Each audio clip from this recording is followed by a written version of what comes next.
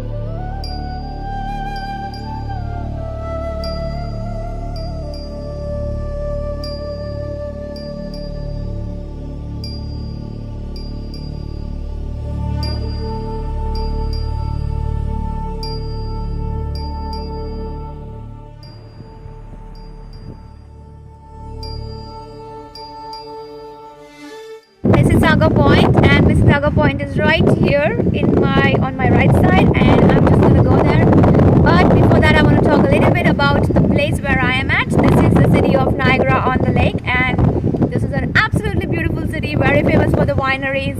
And let me show you all the things that we saw on the way while coming here, and then we will go to Mississauga Point.